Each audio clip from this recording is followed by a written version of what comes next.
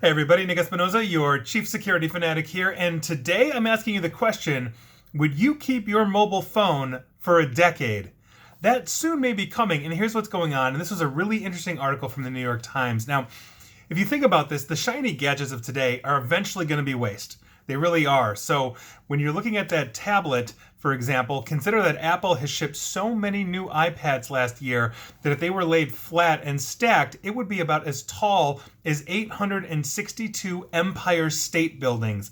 That is a lot of iPads. So think about that. You've got an old iPad. Now what's happening? Where is it going? All those kinds of things. So think about this. Some 59 million tons of old televisions, computers, monitors, smartphones, washers, and other electronics are discarded every single year. This waste is dangerous. Batteries explode in recycling facilities. Toxic substances like mercury leach into soil and groundwater, disperse into the air. Manufacturing flat screens also adds greenhouse gases to the atmosphere as well. Now, manufacturers don't really talk about this much, especially about the turnover when they announce like their next new big shiny cool project or product that is going to replace basically the thing that you've been using that was perfectly fine. Now, this is basically by design. It's called planned obsolescence if you haven't heard of it, and it's something that is industry-wide. It's not just Apple or Microsoft or whoever. They're all doing this, and so that's a serious problem. Manufacturers of high-tech electronics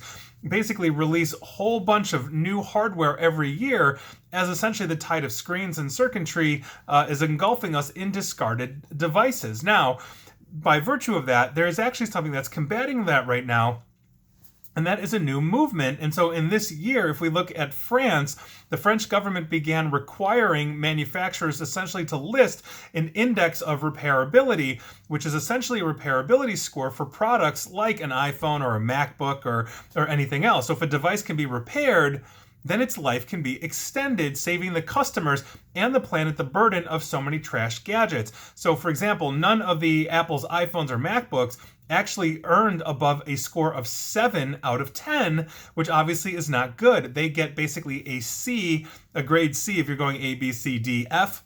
They get a C. Other manufacturers like Microsoft and Samsung had actually about the same as well. Now, equipped with this knowledge, consumers could then make better choices in France about which products they want to buy. If unrepairable gadgets don't sell, the logic is that manufacturers would then change course and make them repairable.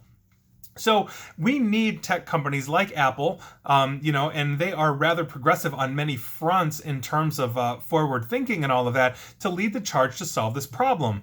So it's not just Apple, but it would be the HPs, the Samsungs of the world, etc. And if they don't, I think the governments are going to start forcing them. France is not alone in stepping into this. There's now a movement here in the United States as well. You may have heard of this. It's called the right to repair, and rare bipartisan concerns centered on this idea that manufacturers should not restrict access to information and parts that would allow independent shops to fix busted gadgets are now moving through various states.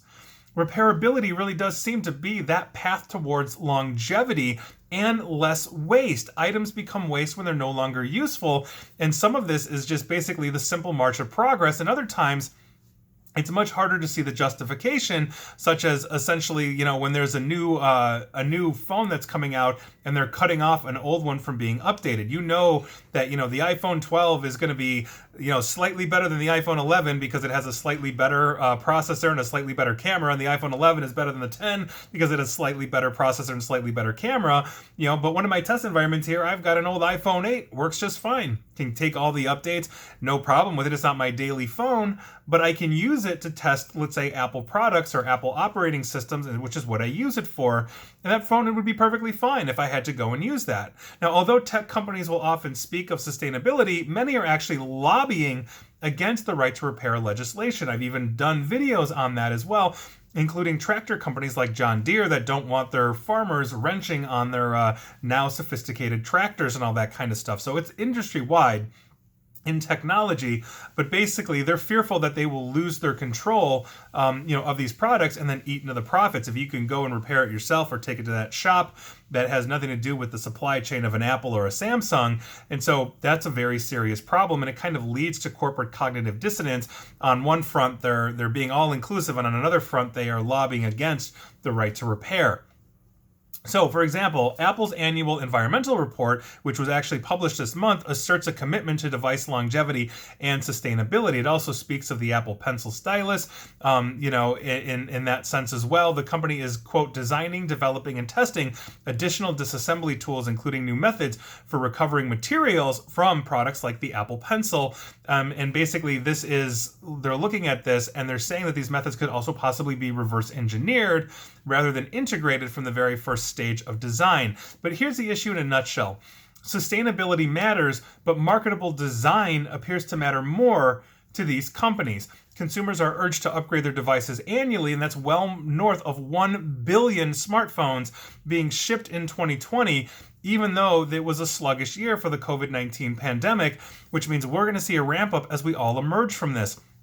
This is what we are talking about right now. I have my old mobile phones. I never turn them into my carrier when I'm done with them, for security purposes. But oftentimes there would be no reason for me not to use, my old phone that I upgraded, a few years ago. And I've got a phone here that I've had for 2 years, and I'm looking for another phone this year because about every 2 years or so, those contracts come up and you're eligible. And, and so part of it, I think, is just the consumer's need for that new smart gadget, that's slightly better, slightly cooler, slightly newer. You get that endorphin hit by getting something new, but we also have to understand the amount of waste that we are actually generating by virtue of this. And that is something that that I think is rather important to discuss. The other thing, other than right to repair, would also be the upgradability. You can't open a phone right now and simply repair it without probably doing damage to it yourself unless you have the right tools. You can't pull batteries out of phones anymore. That's been going away and all of that. But what if you wanted to keep this phone for a long time and you knew that things were getting faster and requiring more performance? Should you have the ability then to, let's say, open up that Apple, open up that Samsung and add more memory, add a faster processor, do things like that, like you can in a standard Windows PC? I'd be curious to know your thoughts on this, but I think this is a very serious issue. And when we are shipping something like 862 Empire State Buildings high worth of iPads in a single year, that's insane. That obviously is taking a lot of resources to mine, to get out of the earth, to make, to mold, to build. And then in a couple of years, where are those things going to be? Stuck in a drawer in a landfill? I mean, it's a very interesting thing. And Apple has a new thing out to basically track your devices called AirTag. I think they took that right from Tile, who's been in that space for quite some time, but it's got a shiny Apple logo on it.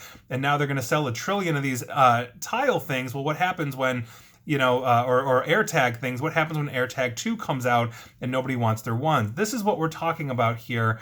Is it really worth the amount of resources and energy and money that we as consumers are spending for these products when your iPad might last 5 years? And I had an iPad that lasted 5 years before it basically had its planned obsolescence and it couldn't get the latest operating system. And here we are. So I think that's an important thing to consider. That is your news of the day, and I'd love to hear your thoughts. And please like, share, follow me here on Facebook and Twitter at NickAESP. And please feel free to subscribe to me at YouTube as well. And as always, stay safe and stay online. Thanks, everyone.